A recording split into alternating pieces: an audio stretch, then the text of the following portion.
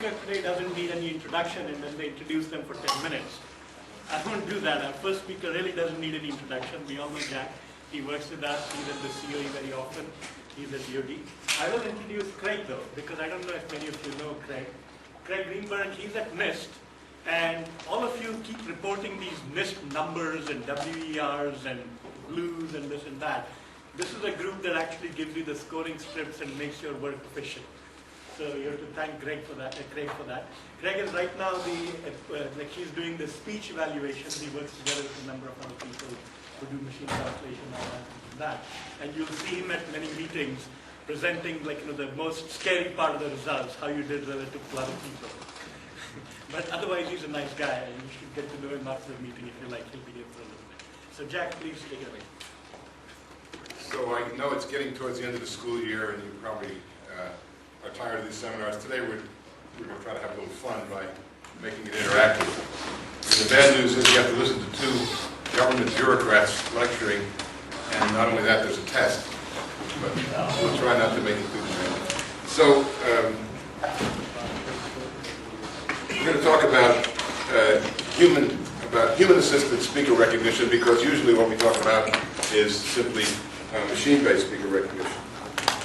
And our story begins, as so many good stories do, with the NIST evaluations. And I'm going to assume that almost everybody here knows the general idea of NIST evaluations.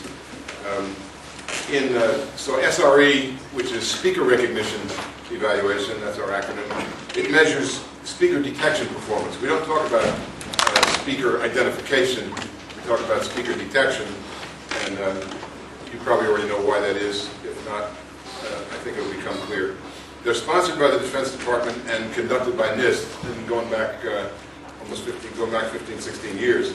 And they're open to participants worldwide. You just have to agree to obey the rules, and it becomes a closed workshop in which everybody gets to see each other's results and so forth. You probably know about all that. So in recent evaluations of speaker recognition, we've been focusing on channel and style variation, because there's, after the improvements that have been seen in speaker recognition over the years, government agencies and even private industry have started to get interested in forensic and biometric applications of machine speaker recognition. So we have started introducing, this is my decision going back about 6 years, we've started introducing not just the usual telephone calls in which people carry on conversations, but also interviews and conversations in which the room is mic'd up with as many as 14 microphones.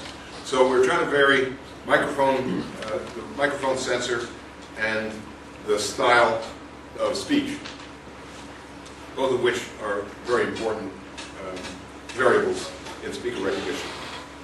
So the format of a standard speaker recognition evaluation is that you're given one segment, which may be called the model segment or the training segment, and it may be of some duration depending on which evaluation. In 2010, it could be a 10-second segment, it could be a 5-minute conversation or a 5-minute interview, it could be 8 minutes. There are various conditions. Then you get a test segment of some length, of a specified length, and these either one can be either from a telephone or a microphone. It can be conversational speech, it can be interview speech, and you're given the cost of a miss and false alarm, which is intended to reflect some application in which you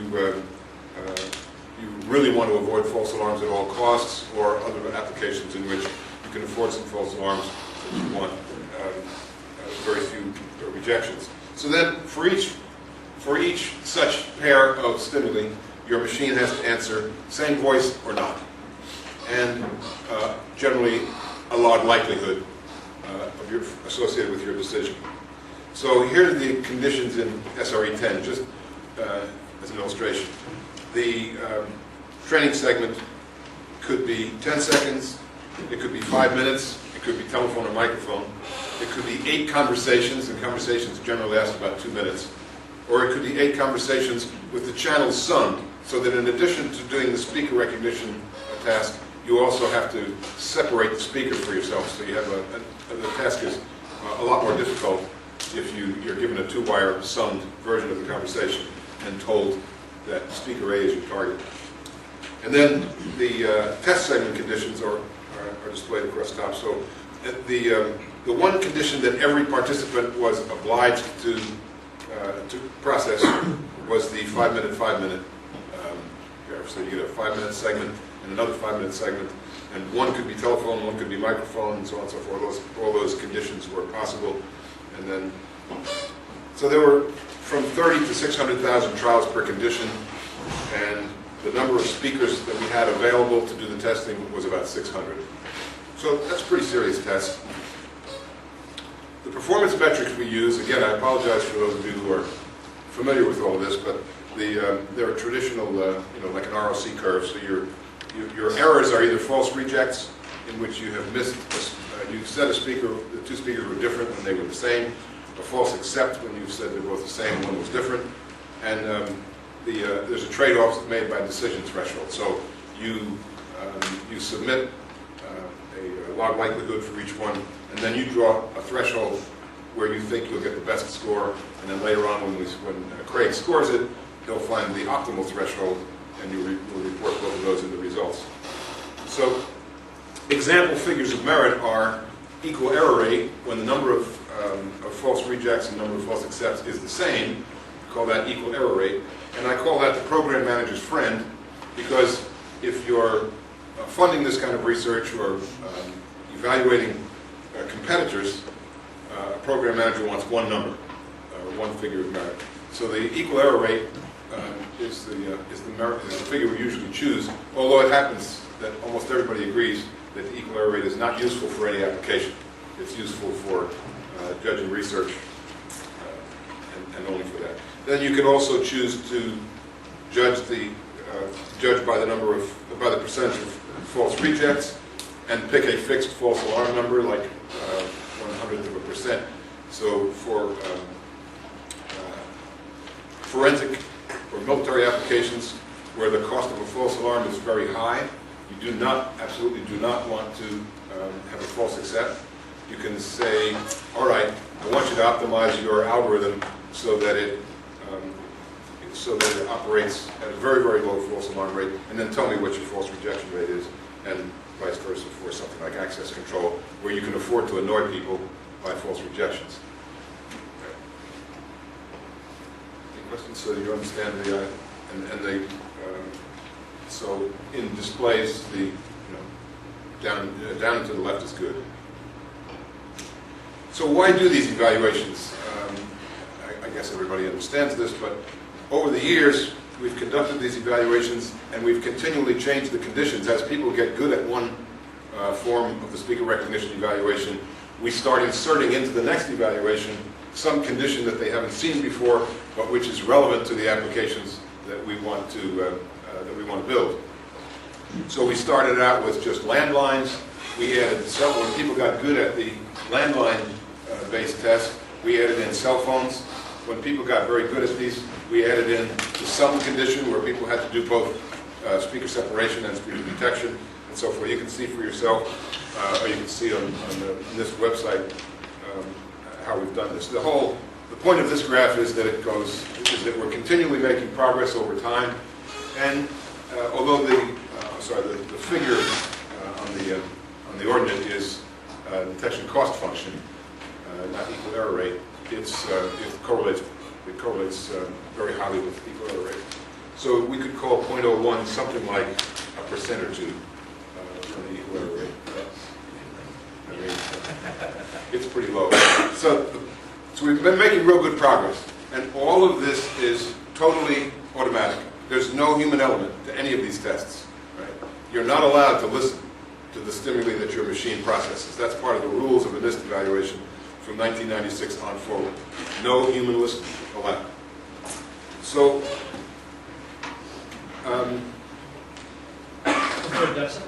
I'm sorry? Is there a dev set that they can listen to? In some years there's a dev set. I don't know if they're allowed to listen to the dev set either. It really is not that relevant. I suppose people could listen to it. Most of the listening is done during the time when we're not sure about truth, when we have to sort out whether the truth that we got from LDC is 100% correct. We've done some listening, but I don't think the competitors are allowed to listen even to this. Or is there no rule? I don't believe there's a rule. I don't think it would make much difference. We'll see that pretty soon. So that's great. We're making great progress. I think everyone recognizes that speaker recognition technology has made enormous progress in the last 10, 15 years. It's really amazing. But do humans even matter? Maybe all we need is the automatic procedure. There are two reasons why I think, or why it occurred to me a couple of years ago, why we really ought to start taking a look at how humans perform. One is, it's always good in a perceptual task to know how humans do. First of all, and in this crowd I don't think I have to say this twice, it gives you inspiration for better algorithm development and better understanding of how your algorithms work, to know how humans perform. But there's also the benchmarking aspect. I mean, it is a matter of certainly scientific curiosity. How well do humans do on these tasks that the machines do so well on? We haven't asked ourselves that in quite a few years. So that's one reason. A second reason is, if you think about it, every speaker ID application you can think of has a human in the loop somewhere.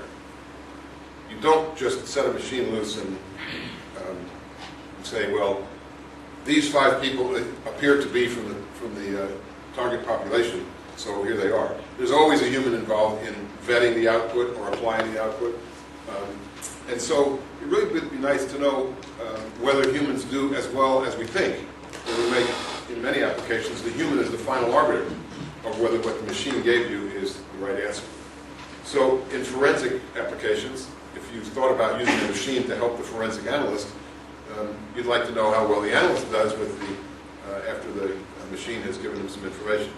And likewise with the watch list application, in which you have a bunch of targets, and you're saying, are they anywhere in this large collection of data that I have? Andreas? And in the case where the analyst looks at the reduced results, will the analyst listen again and say, oh, the machine was wrong? Or... Well, actually, for the purposes of this presentation, or for the purposes of the hazard experiments themselves, we very much narrowed the scope of the experiment. Because in real life, someone whose responsibility it is to determine whether this voice and this voice are the same. This is a threatening phone call.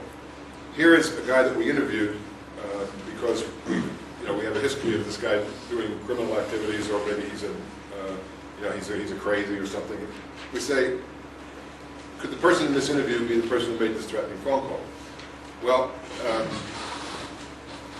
when you listen, you're not just listening for voice quality. A human is going to pick up things that are not in the scope of the speaker recognition evaluation.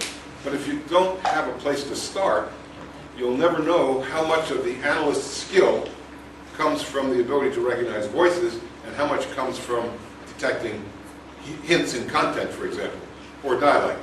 So all those things are wide open, and we need to understand them. We've got to have a place to start. And I thought the place to start would be to take exactly the same stimuli that we use in these evaluations and see how speakers would do it. So we conducted this experiment called the HAZARD, Human Assisted Speaker Recognition Task, starting 2 years ago. So it was just a pilot test, and you shouldn't make any more out of it than that. The task was given 2 different speech segments, and we took them from the same inventory that NIST has for the machine test. The human is to determine whether they're both spoken by the same speaker. And they could also give a confidence level. And there were 2, we did this in 2 versions. One was a simple version with 15 stimuli, 15 pairs. And that was so that a lot of people could do it. And then, because we understood that 15 doesn't give you a high statistical reliability, we pulled out 150. We pulled another set of 150, which a few participants took. But as Craig will tell you, there was not a huge difference between the 2 sets. So, at the time of the NIST evaluations, all of the participants were told, new rules this year. If you want, When you're done processing for the machine and sent the results in, you may now listen to these one at a time, make a decision. You can look at your machine results if you want, or you can ignore your machine results. No, there's no restrictions. You can listen as many times as you want over headphones, speakers. You can do spectrograms, anything you want. But in the end, you're telling us, does your panel or your individual or whatever think these two are the same student? So I won't waste too much time on how we found the trial, how we sought out the trials. We went through machine results and picked out trials that machines had trouble with. There's no sense picking them out randomly because everybody will get them right. So we picked out ones that were hard, that were difficult for machines. And random, would it, for example, randomly pair a male voice with a female? it could. So It then could. it would- You'd have some that are just not interesting. Okay. We wanted these to be at least as interesting as what an analyst or a examiner would come across. Okay, so let's try it. Now, the rules will be, if any of you have read the paper and know the answer, anybody? I mean, anybody who consider? Okay, so. Know the answers? All right. So if you have an unfair advantage, don't participate. If you, otherwise, I'd like you to, after you hear, Craig will conduct this. He'll play 2 segments, and you will say, same. So we'll vote for same. So if you think it's Right, and then we'll count people for the denominator. Craig, take it. And there's no negatives.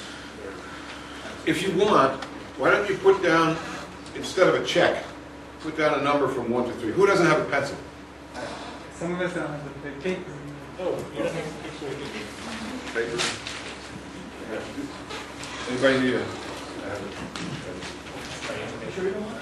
you don't need people. Instead of a check, you could put down a number from 1 to 3 in either the same or the different. I mean, that's how confident you are that you got it right. And then I thought what we would do is we'll get everybody to raise their hands and we'll have a panel confidence, right? If all the hands go up, then that's very highly confident. So, are you going to run this? And count hands? I can count, yeah. Okay. Yeah, which is high confidence and which is low? The higher the number, the higher confidence of the same. Okay. 1 to 3. 3, I'm very sure. 1, I'm not so sure Okay. of my decision, which is either same or different. All right. Great, let's go. All right. Yeah, no, that's true. The farmer's market's closed open. Yeah, I don't know. I mean, for me, I don't make much money, so it's hard to buy a purely organic unless there's a sale. Yeah, exactly. Pretty much that's the only time I buy organic food is if there's a sale. I'd say pretty much that's the only time we would buy it too. Yeah. To tell you the truth. I do shop at Whole Foods for my produce.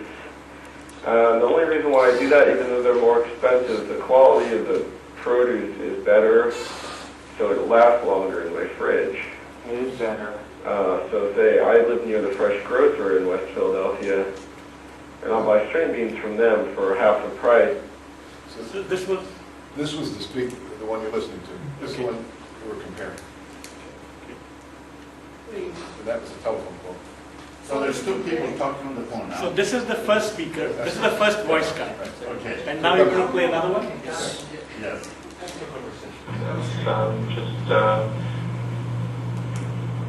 working on, I draw comics.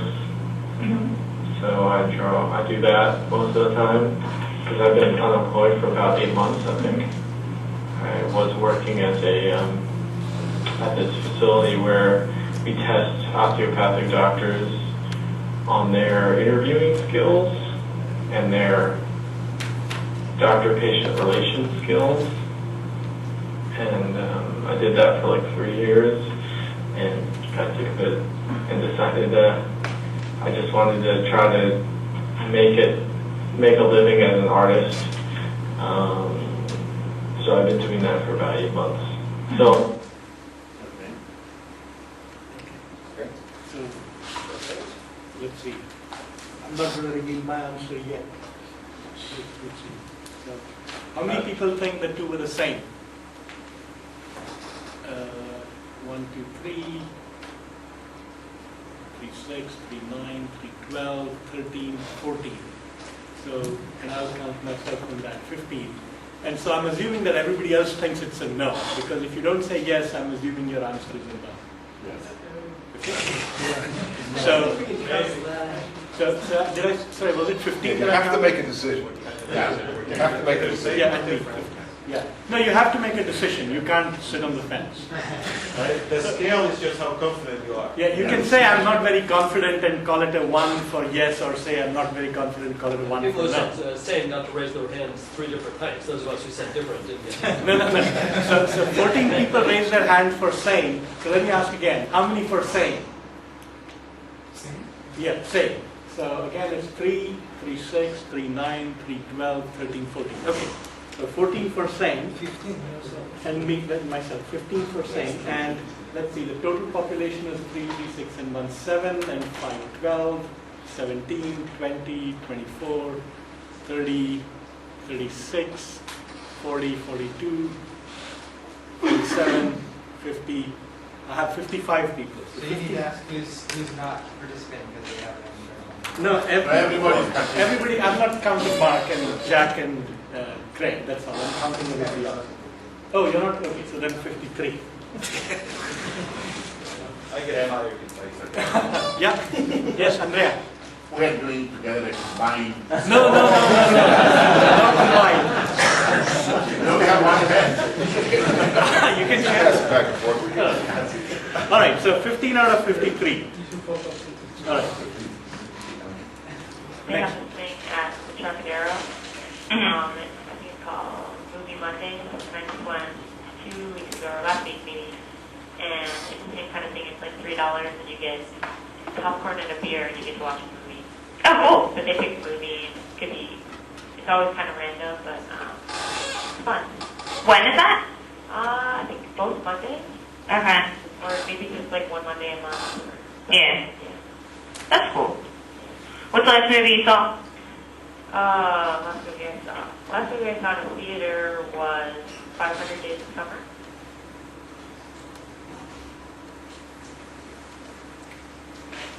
Yeah, Yeah, maybe. for me, it's more like I always look forward to being able to like work on personal music and like personal projects and stuff like that. But when I don't have time for that, My project. I've been working on it, but I need to actually have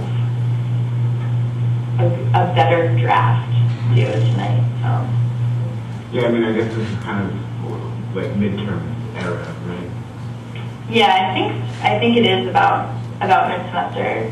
Normally, in law school, the way that it works is you just have one exam at the end of the semester.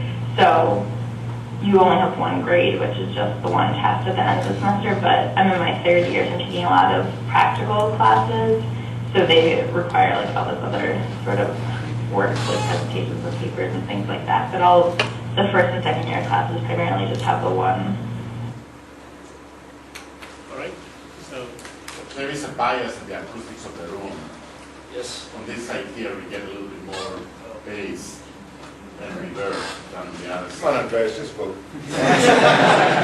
so you're welcome to move to this side. No, the thing I'm is, just pointing out that this experiment is not without bias. Please mark your longitude on your paper. Well, you can see that side was different than this side. We can find out, and it may be biased to the speaker because it's a mono segment. okay, so for this one, how many for same? Wow, okay, this is a good one. 1, 2, 3, 4, 5, 6, 7, 8, 9, 10, 11, 12, 13, 14, 15, 5, 20, 3 in the last 23, 25, 26, 27, 28, 29, 30, 31, 32, 33. Wow, that's a pretty resounding 33 out of 53. All right? Yeah, we. Are you going to give us the answers at the end? Yes. Really? People have no hobbies or interests. Except in shopping and food. Also television. It's Oh my really God. weird. I've never really had that be my situation before. But Where else did you worked before where there were interesting people? I used to work in the antiques business. I worked in like antique restoration and conservation. That's so cool. Yeah, it was really interesting. But we didn't talk quite as much then. I would just listen to music. But the people were very interesting when we did talk. Yeah.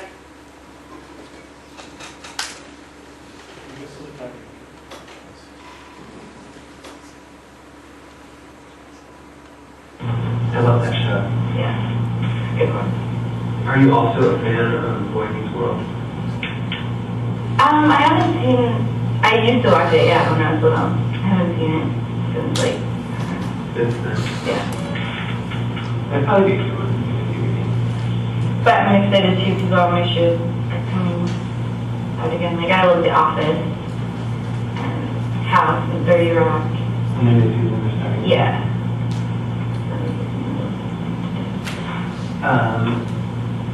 Do you ever watch Mad Men? No. I've never seen 30 Rock. It's very funny. Yeah. But some people don't like it, but I really do. Who was your favorite character? I guess.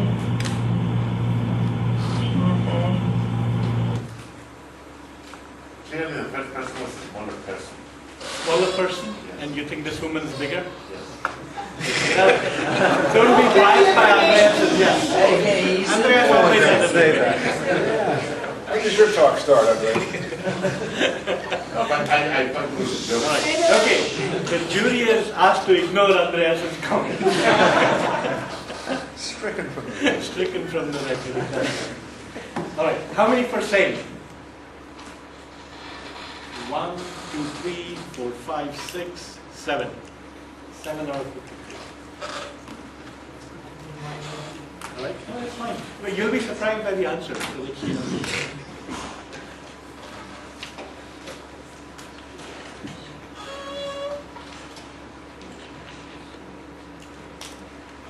In my opinion, is that it's a little upsetting that more people that are actually attempting to do good things or are good, you know, who Yeah, you don't see it. yeah, but not covered in, you know, major, Yeah. you know, news outlets for ever really doing anything or Yeah. given any sort of social credibility for actually being, you know, upstanding members of society. And then, Yeah.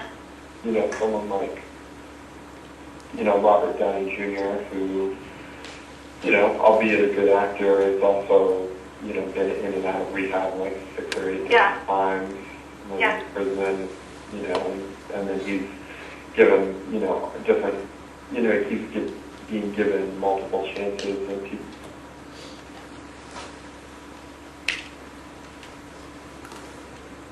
North Philly and South Philly, I don't know if they pay attention to us really.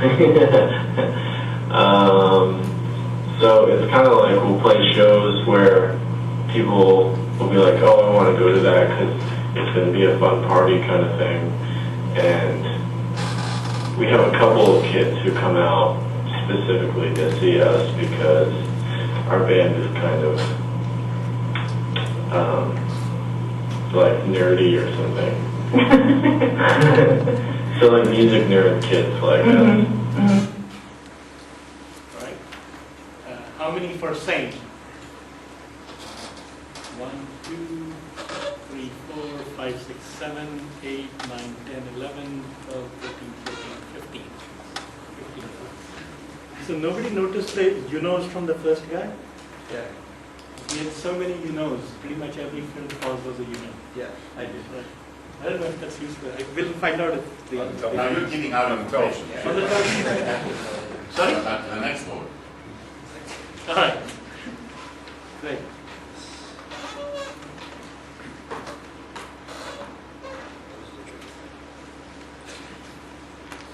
Although the guy that did my actual like interview, Sorry, I missed that. I said it was tricky to play. very cute. Although the guy that did my actual like interview, he was like, Well, never mind. Whatever. Oh no. Anyways, I'm on.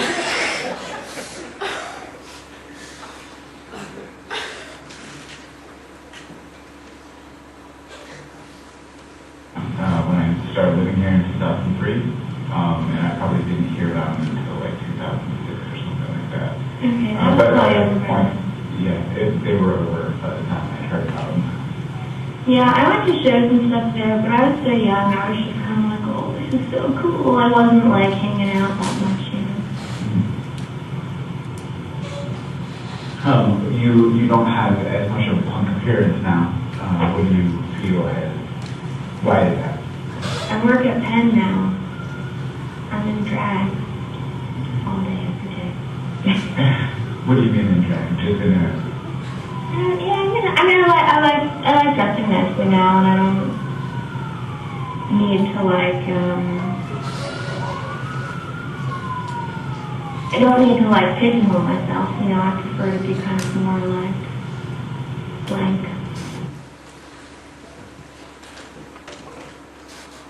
Okay. How many for same? 1, 2, 3, 4, 5, 6, 7, 8, 9, 10, 11, 12, 13, 14, 15, 16, 17, 18, 19, 20, 21. All right. So, Craig, this was number 5, right? That's correct. Okay. So now on to number 6. We have to do 15 for Yep. the results. Do you want to give us intermediate Endurance. No, you don't get to find I do have a question that I wanted to ask at the beginning, and I don't know if you want to answer it partway through. But do we know anything about prior odds? I mean, I'm finding it really hard to say, 1 in 7 billion prior odds. Yeah, we gave But no I don't know how information what you've about. done with the, how you No, this selected is too these small a guys. sample to do that. Yes, we gave no information about priors, and Could be 15 sames, it could be 15 difference, it could be 10 and 5, it could be 3 and 12. I'm not telling you. and we also made sure to receive a response for each trial before distributing the next trial. So that was also. It's just an initial baseline experiment, so you don't want to mix too much in there. I know, and I was at a museum the other day, and I heard someone talking about how they had just come to see stuff because they were going to an auction, and they just wanted to get an idea of the value of some of these pieces that might be up for auction, or to just get the lay of the land. And I just thought that was just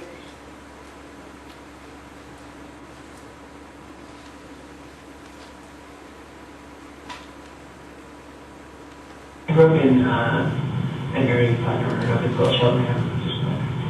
Oh, that's the kind of suburban, right? Yeah, it's like you drive all the way up Broad Street, it goes right into Cheltenham. So, yeah, and I moved out. Do you like it? Or are you a student here? Is that why you're down here? Or?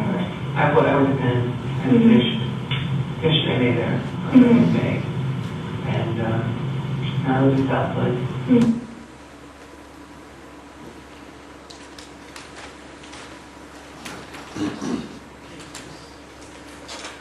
How many for same? 1, 2, 3, 4, 5, 6, 7. So, let me say something. Those who are not raising their hands, they're implicitly telling me that they think it's different. So please don't mess up my statistics by not answering. If you're really on the fence, but if you think it's same, please raise your hand. Right? Okay.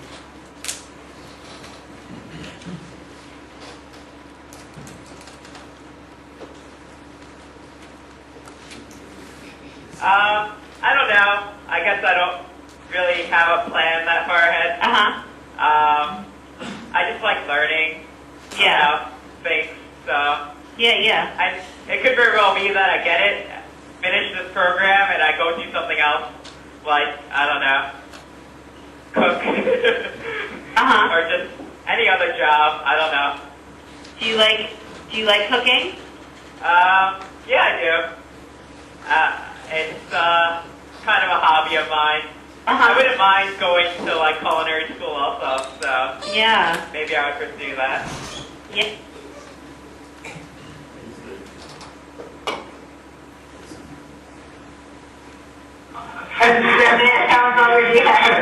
There's no end in sight.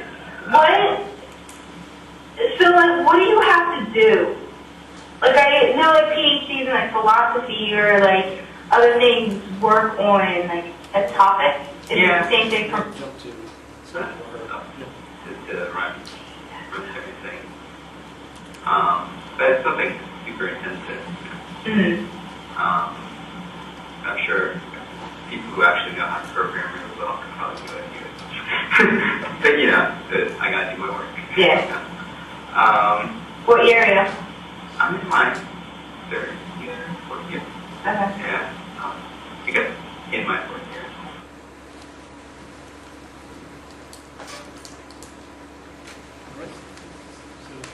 Ready to vote? How many for same? So which one's the target of speaker? The This one. There's no custom gender practice, so it's always. How many for same again, sorry? So 1, 2, 3, 4, 5, 6, 7, 8, 9, 10, 11, 12, 13, 14. You can do a check really on one of these and just check the difference and make sure they add up to the same. Oh, should Well, we? How many? I guess you never can. Yeah, you kind of totally. I did, yeah. Maybe I'll click you. You're just going to have the sheets anyway, right? This is for... Yeah, this is just you're for- just counting so for Instant feedback, yes. Hopefully you're all filling out your sheets. Oh, Yeah.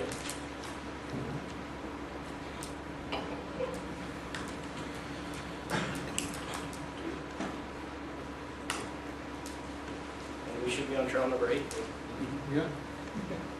But that's the kind of thing. I would much rather see two women kissing than a giant close-in. Yeah. Maybe I should look at it more. That's whoa. Yeah. There's a bunch around the city that I do like. One of my favorites is actually I think it's an old city, or like around one of the police stations where there's the big sculpture of like the figures trying to like pull themselves out of the wall, and then like it shows like I think there's. Oh, is that on? It's on Vine Street. Probably. That one always creeps me out. A lot of people say that it's I was with my friends passing it the other day, and they all say that they're scared of it. I think that one's really cool. That one always freaks me out.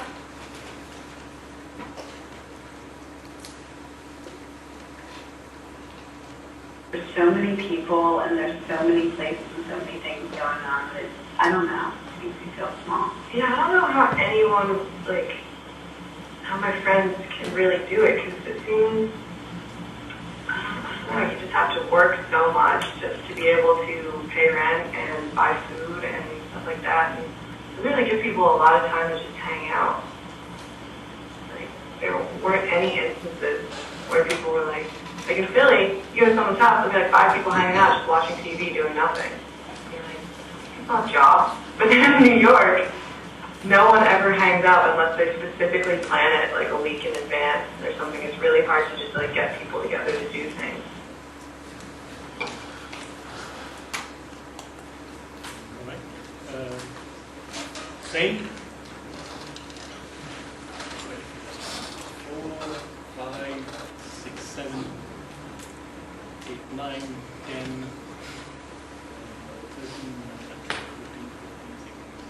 14, 15, 16, 27.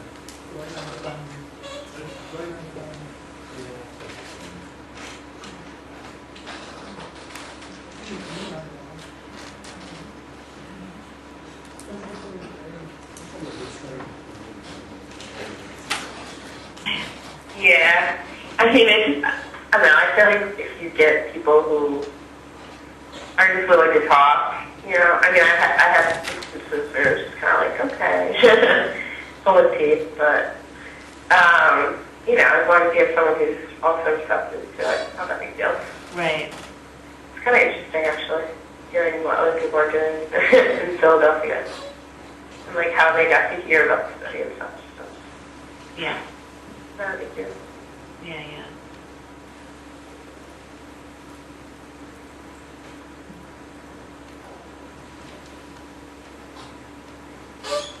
Made a bunch of dresses from vintage patterns from like the 40s through the 60s, and I like dressed these models up in the clothing and then like had them do sort of, I mean, there's no like beginning, middle, and end to the performance. It's more just like they kind of had to carry themselves appropriately and were sort of like on display in what they were wearing. Difficult to explain, I guess, but. What was it for? That was for a show that I was in. So it was just like a sculpture show, and it didn't have any actual theme. Only for Saint. 1, 2, 3 there. 4, 5, 6, 7, 8, 9, 10, 11, 12, 13, 16, 17, 20, 24. And I'm 24. Was that trial 9? This was trial 9. Yeah. 1, 2, 3, 4. Yes. That was trial 9. Okay, so we're on to number 10.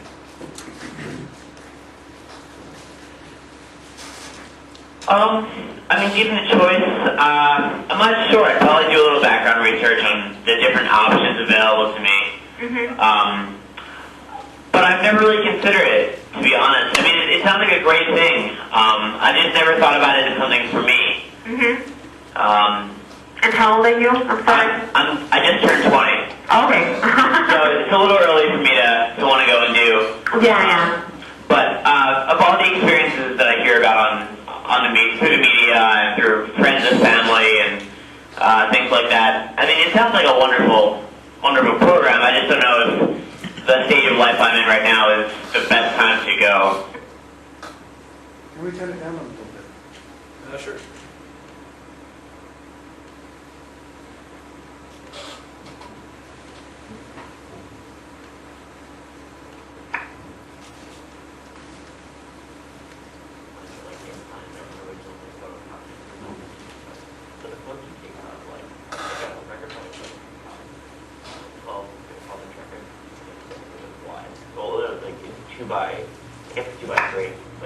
Huge poster from the 70s, which is in my room now.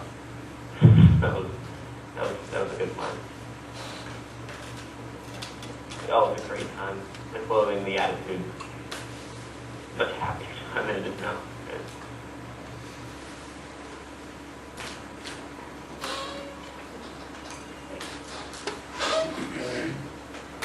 How many for Saint? Let me start from the outside. 1, 2, 3, 4, 5, 6, 7, 8, 9, 10, 11, 12, 13, 15, 16, 17.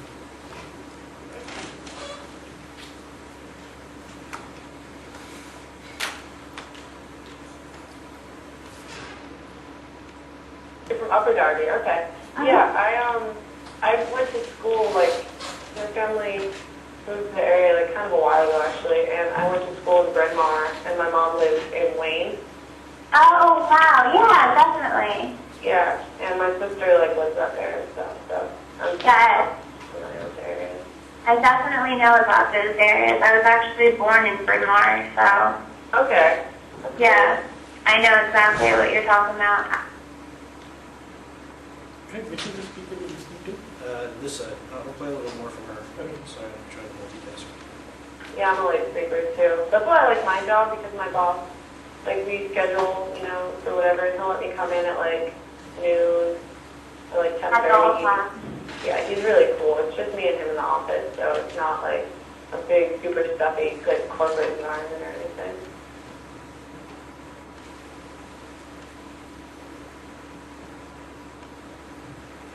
I see one of these, like, chocolate covered marshmallows and shit. That would be so cool. Yeah, to do something. Yeah, and then we made, like, vegan Chex Mix this week. That was good. You got, like, vegan Worcester sauce from Whole Foods. It was, like, from France or something. It's really expensive, but it was good. Yeah, just like decorating the tree, stockings for the cats, and stuff like that. They're good. Oh my god, they're so funny. I know I've like told you all about these cats. Right. Right. So, yeah, same. 3, 4, 5, 6, 7, 8, 9, 11, 12, 13, 14, 15, 16, 17, 18, 19, 20, 21, 22, 23, 24, 25, 27, 28.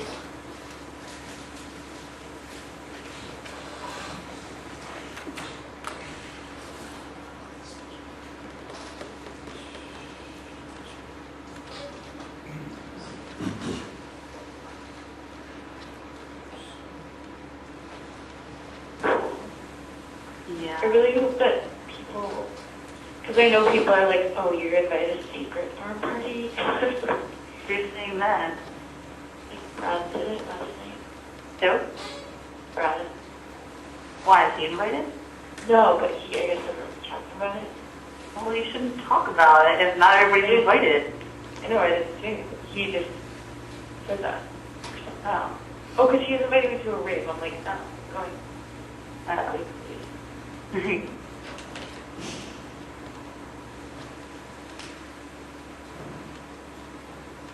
It was like I would just never be allowed to play because they would be playing and would dominate over me because they were older. That is really funny. Yeah, so I actually get bored of video games pretty quickly,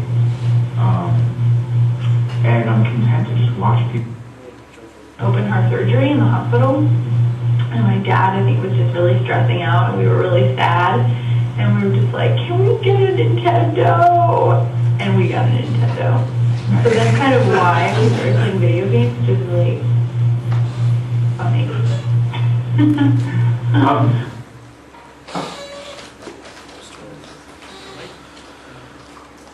Same.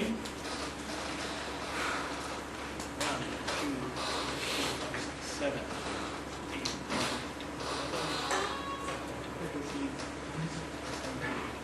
20, 24, 25, 30, 32, 35, and me 36. So this is the strongest vote so far.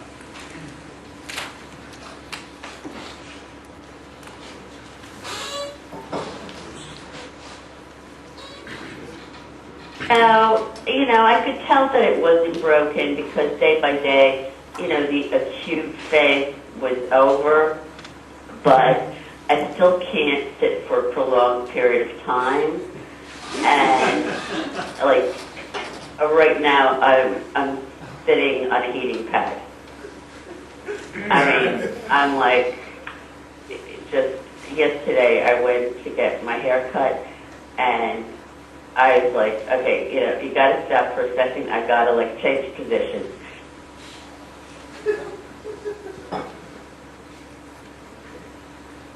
It's kind of a mini supermarket. It's kind of small. Mm-hmm. Yeah. I know in our neighborhood we don't have a supermarket either. I'm at 19th and Chestnut. Right. Yeah, that doesn't count. They used to have one at 15th and Locust. But really? No longer. An Acme years ago. Really? I used to have an Acme near my house too. I live in Northeast. In the Northeast in Frankfurt. Oh. Yeah. We come from the Northeast also. Okay.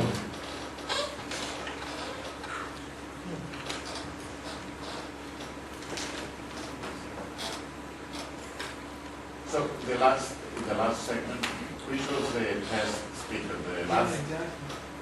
I'm sorry? There were 2 women in the trial. Yes. One I sent you some. It was the old woman, right? It was, but if either of them are the same, please say the same. Okay, so is either of them the target speaker? So I guess one of them was older and Right, then exactly. In the actual experiment, the interviews which we're listening to second were 2 channels, and the second channel was an interviewer, and you could hear more clearly the interviewer and use that to back him or her out. But for this demonstration, we. All right. You should give us Right. So I think it's the older sounding one. question. Whether it's the same as the previous. Right. All right, so how many for same? 1, 2, 3, 3, 6, 2, 8, 11. Kailash, is your hand up? 12, 13, 14, 15, 16, 17, 18, 19, 20, 21, 22, 23.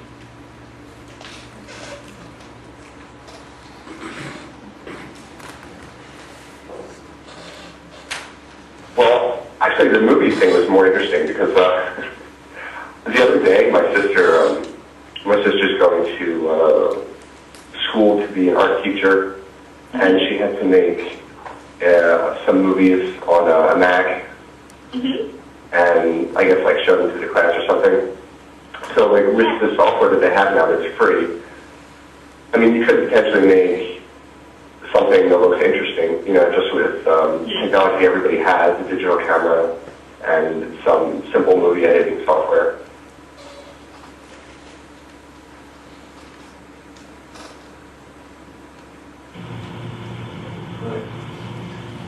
What's not This is the conversation, right? So yeah, I mean, it's going to be along the lines of, there are a lot of websites now that basically they give something to, you know, an internet user for free that they might need, like, help them find sources that they're looking for, or you know, help format bibliographical citations, and you know, it'll be something like that where it's free, but basically money is made from ad revenues generated through the site if users click ads and stuff. All right, so how many for same? Okay, let's try 3, 5, 6. Michelle, in this one, let me go the other way. There are too many hands up. How many think that's different? So 3, 6, 7, 8, 9, 10, 11, 12. So that's good. So it's 40. So that's even stronger than that.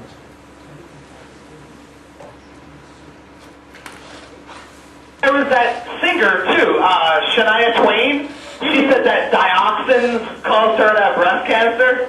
And now, like Nalgene, that company, the scientific company, they make all those plastic bottles. You take them hiking with you. But now, no.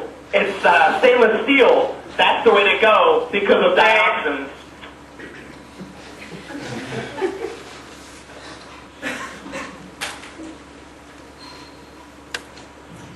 Also, there's Halloween coming up. Kind of excited about. We're very excited.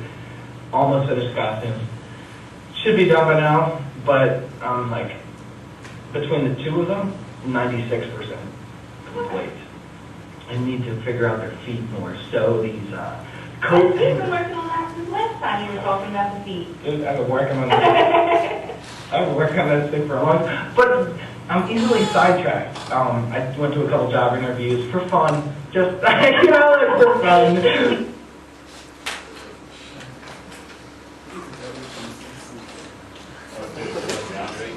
All right. Okay, all right. How many thought this was the same? 1, 2, 3, 4, 5, 6. 6. All right. All right, so those are the 15. So what you should do, sorry? So all of you, if you pass your answer sheet down this way to the end of the aisle. Oh, yeah, okay, hold on. So, okay, you get the answers first. But you don't get to change your answers after you get them. All right, okay, great. Yeah. So we have a parity check, but we won't know who changed their answer.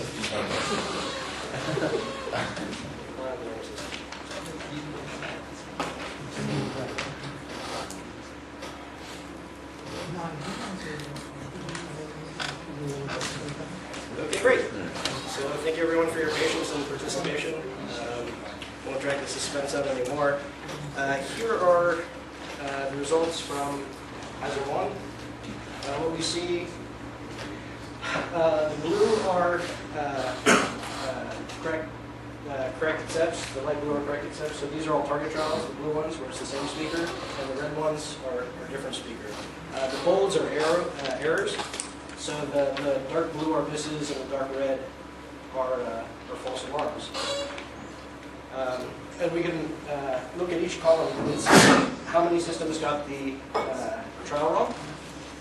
And then if we look at the margins on the end, we can see how each system did, how many misses and how many false alarms. And so if we look how we did today, about even balance of misses and false alarms using the majority vote. So 8 out of 15, maybe not quite that. So true means is the same? I'm sorry? The true means is the same? Yes, the T means it's the same. This is the decision. So the key. This is the same speaker, different speaker, different. Can I ask you to just walk through and just read out the correct answer? So Yeah, sure. Same, different, different, different, same, different, same, different, different, same, different, different, different, same, same. Any perfects? I'll have to go through it once again. Same.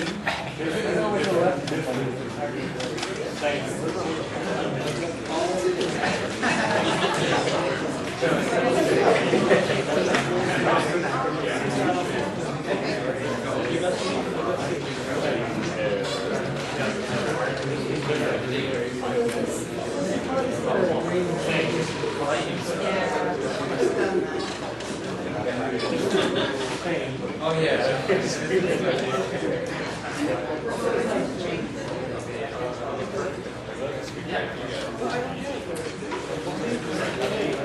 I have 3 errors. 3 errors. Okay, so that's actually quite good. The top system was at 2 misses, so you're competitive. Okay, so another way of looking at the same information. We see the blues are misses and the reds are false alarms, and here we can see how difficult each trial was. So the easiest target trial had only 2 of the 20 systems make an error, while the most difficult had something like 12 out of the 20, and for non-target trials there are actually more errors, where the easiest pair had 7 and the most difficult 15. Okay, go slow again. So what are these 2 charts? I didn't quite. Oh, sure. So the chart on the top is the same speaker. So the correct answer was same. Green is good. That's right. Okay, so the first block, the correct answer is same, and yes, green is the right answer. Yeah, that's correct. And blue are misses or false or correct. And then on the bottom, those are the non-target trials where the speakers are different. The errors are red, and correct decisions are green. They always sum to 20 because there are 20 systems that participate. So more people tend to call different speakers the same than call the same speaker different. That's correct. At least what we observe. Virtually all the errors were getting prior wrong, actually. Yes.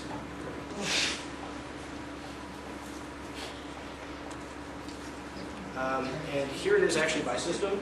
How each blues are still misses, reds are false alarms. This is the same information we saw on the chart, just presented differently. My system only had two misses, and one that struggled the most got over 70% of the trials incorrect.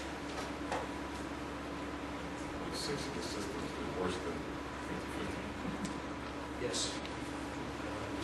Jack, 50 isn't really a baseline here since you don't have. Right. It's true. How did we do Sanjeev as a group? As a group, he said 50-50. No, here. No, I think he tallied that. So when he wrote he was entering it as he was playing. Oh, he was entering it. Okay. That's what he was multitasking about. Okay, very good. And so, Jack had mentioned debt curves. We tried to never have a presentation without some Here we have a depth plot. The red points are the actual decisions from the hazard systems. And the lines are automatic system performance from leading systems, the systems that did best on these trials. I think we're over time. Okay, so we have a couple of the minutes. last two slides in. okay, yes. Interesting thing, dots are further away from the origin in general. So Jack also mentioned that in addition to doing 15 trial test set, we did 150 trial test set, where the first 15 of the 150 were the 15 from the 15. And this is a chart of the results conditioned on the system. So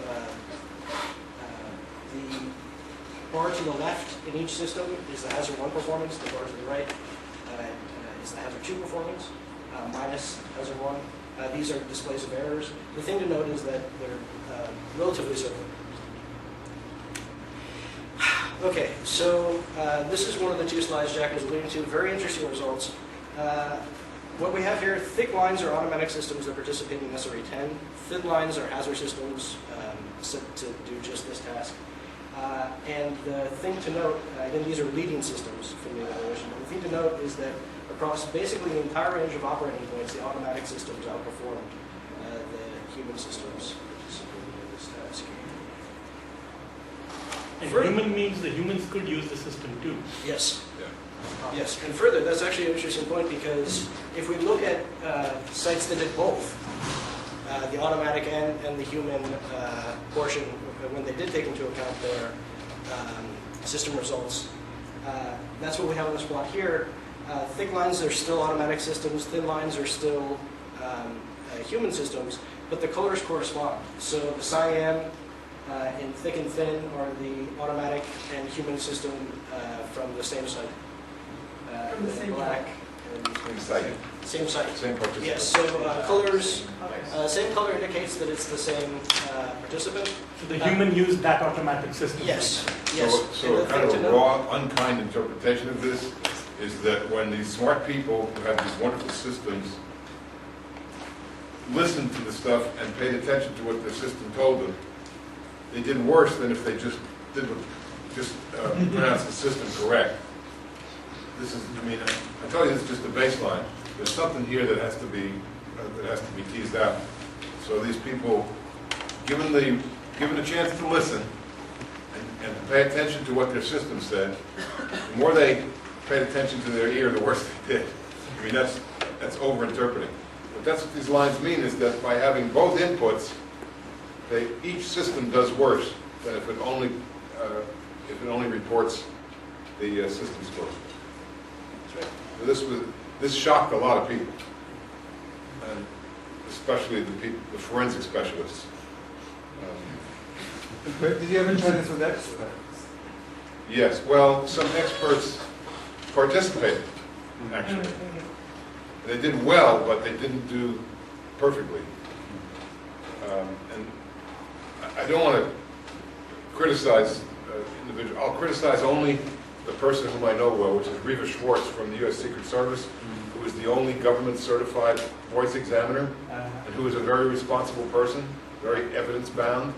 But she participated experimentally as an experimental subject with the Lincoln people, so she looked at the Lincoln scores. She did her own evaluation, and she did very well. She only made like 25% error, something like that. She was one of the highest performing participants, but still between 20 and 25% error. So is that worse than the automatic? It must be. At best It must be. We had no exception. Yeah, at best it was the same. I forget what protocol they used. They may have blinded themselves to the system. I'm not sure.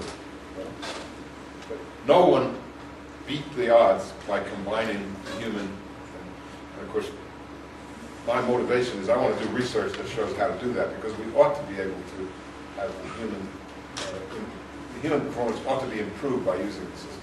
Why do you think so? Why can we? I mean, why do you faith in machines? Why do you have faith in machines? Well, first of all, it's perfectly. I can make examples that are perfectly obvious where a human would get it, a machine would not. And that would be if a person says, I grew up in Philadelphia in one conversation, and I grew up in New York in the other conversation. That's all content. Yeah, but That's all content. You have a machine that has a bias of some sort.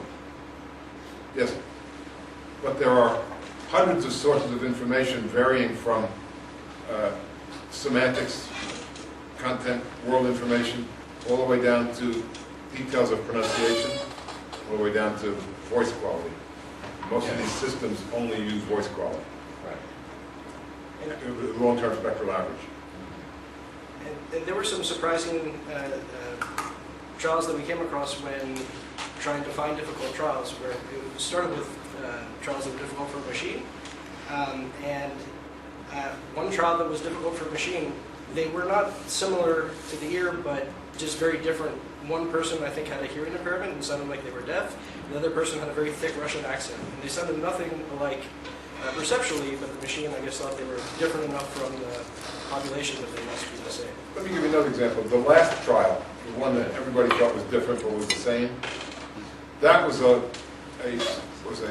kind of a high vocal effort, stress, when he was laughing and talking out as if at a distance.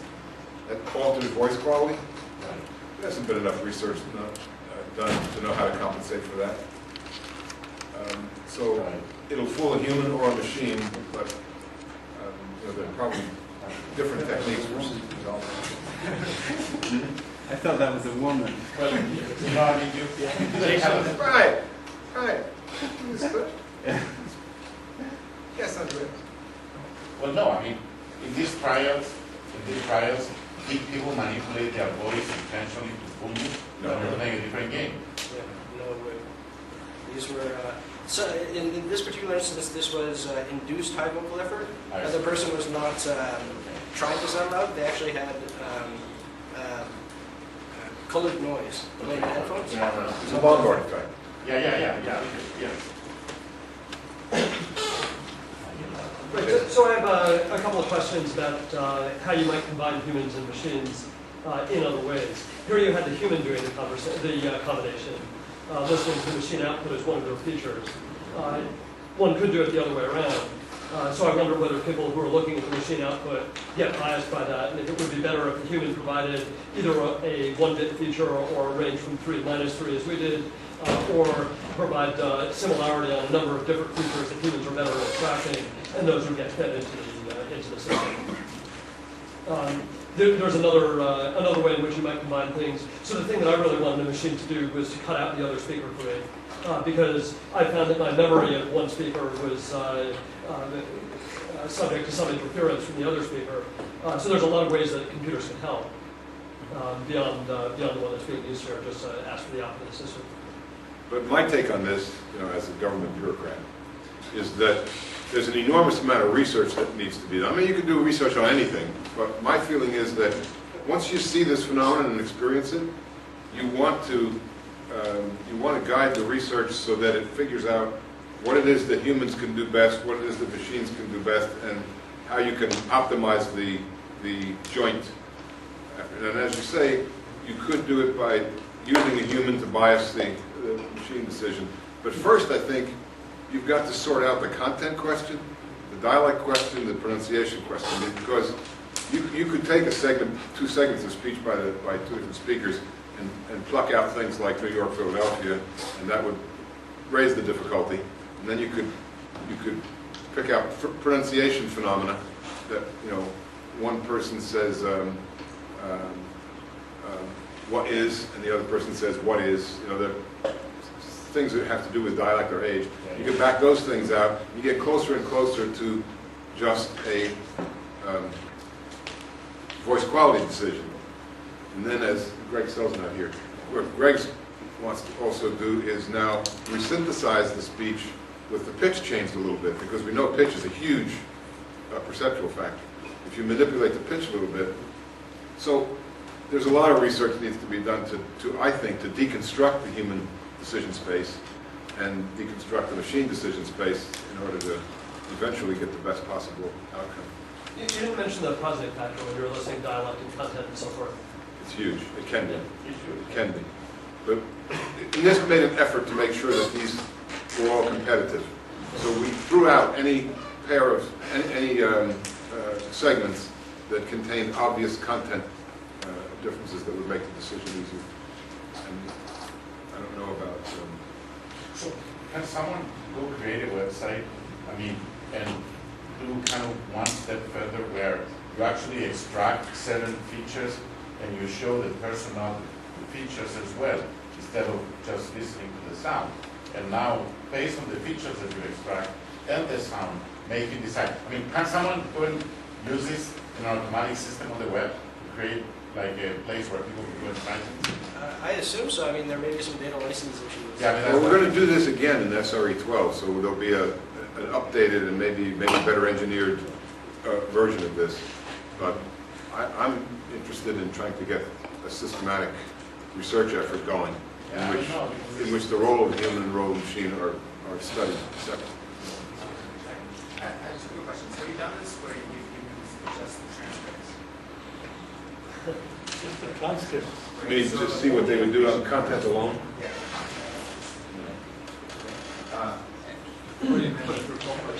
I'm sure it'll be hard to get people to focus on do it at all. Well, we've done a related experiment, which is the one that George Doddington wrote the paper on. We looked at hundreds of conversations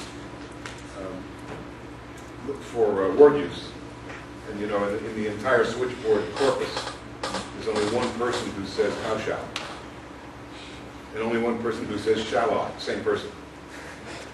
So we looked for peculiar bigrams and you know, word usage, and you can get a lot out of that. But it's kind of orthogonal to what we're talking about here, which is pronunciation and voice quality. And sorry. Is have you looked?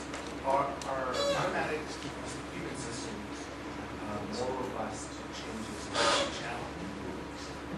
Well, that's an interesting question. I mean, certainly channel is part of what makes this thing difficult for humans.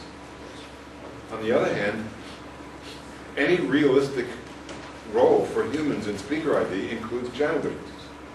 I mean, if you have a great forensic talent, but it always has to be in the same channel, who needs you? Because all reasonable, all interesting or difficult cases are going to possibly be cross-channel. So we deliberately made them difficult in a relevant way. But yeah, that's true.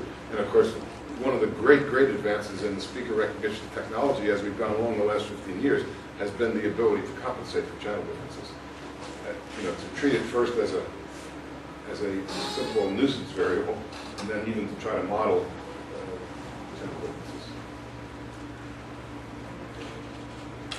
So you did all your tests on the hard cases. Do you have any sense of what percentage of things are hard and what percentage of them are things that a human can get perfectly well? Or maybe humans have better performance than machines on easier cases? That's certainly an interesting question. I mean, let's say for a psychology experiment, I mean, you could.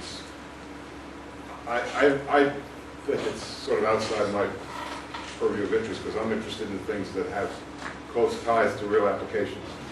But certainly it's of academic interest to know how dispersed that space is, how densely populated that space is.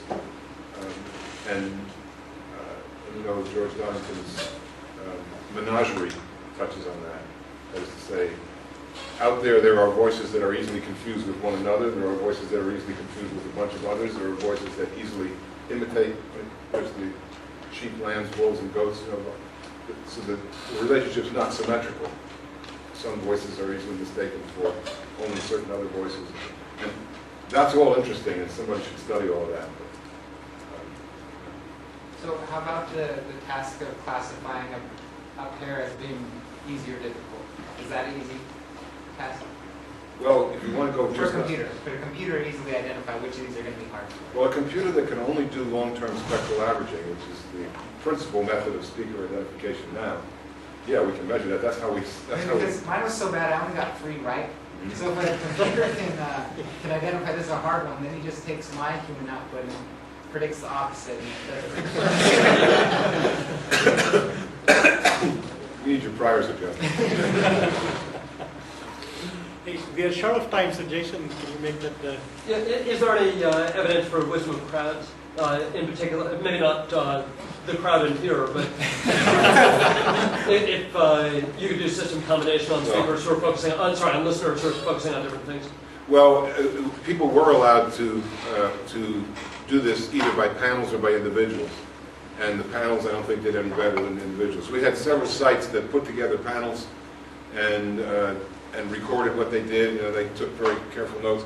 We had the STC site that actually logged the number of hours that linguists listened to them, and they spectrogrammed them, and they did the best of all, but it was still 20% error.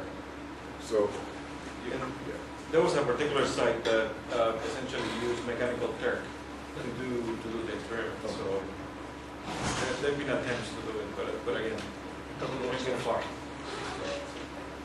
So, Craig, I have one last question, but it's more of a question to sort of do a sanity check. I'm looking at it, and the last trial was the one that people here overwhelmingly thought was the same, and it turned out to be different. And number 12, people here... No, 15, sorry. 15 was the same. Sorry, everyone thought overwhelmingly was different, and it turned out to be same. And 12, 36 people, 2/3 thought it was the same, but it turned out to be different. So maybe you could just play those two at the end, but if there are other conclusions you want to draw, you can do that. No, that was our last slide. So okay, great. And So you said number 15 and number 12 and 15. So let's see, 12. Actually, 12 in the evaluation, 12 was not found to be that challenging, so it was a different result here. But 15 actually was one of the most difficult ones. Okay. So 15, everybody thought was different, but it's actually the same, right? So I don't know, maybe you can place both, 12 and then 15. Sure. Yeah, that was the guy who was speaking with high effort. Yeah. That, of course, is the one that we include on our slides in the paper. This last one.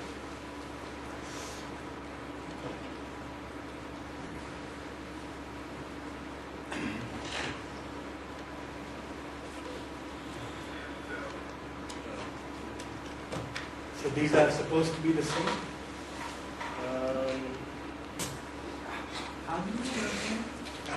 Well, we did have challenges, and we went back and actually challenged LDC to go and look at the demographic information for the ones that like this guy. And we did everything we could to ensure that we had the truth correct. Including listening to their other conversations. We listen to their other conversations, and sometimes listen to the content to make sure that what the person is saying is consistent with what being done individually. And in the case of interviews, they were physically present, so there is less chance of them handling it from the same. So number 12 was different. But the truth is they're different. Yes. Yeah. I really hope that, because I know people are like, oh, you're invited to secret bar party. You're saying that. Nope. Right. Why, is he invited? No, but he, I guess everyone's talking about it. Well, you shouldn't talk about it if not everybody's invited. I know, I didn't say anything. He just said that. Oh, because he invited me to a rave. I'm like, no, I'm going. He invited you to a rave. You want, stay behind. I was like, yeah, that sounds way better. Yeah.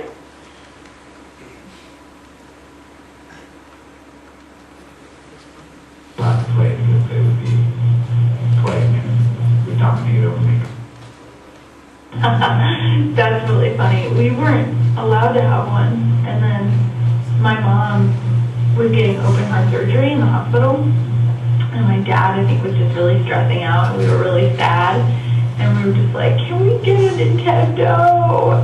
And we got a Nintendo. So that's kind of why we started playing video games, which is really funny. Okay, thanks. I think we should just stop right with the other class waiting to start. Thank you very much. Yeah, so please pass these down to this end of the aisle.